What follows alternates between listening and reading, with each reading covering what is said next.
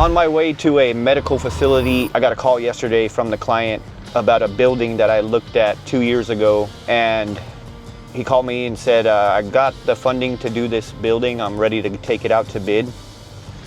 And I took the opportunity to say, hey, let me come out and look at the roof. I haven't seen it for going on 2 years. And that's part of us doing our due diligence as to, hey, does this spec still work for this roof? A lot can happen to a roof in 2 years, from adding equipment to repairs that have been made.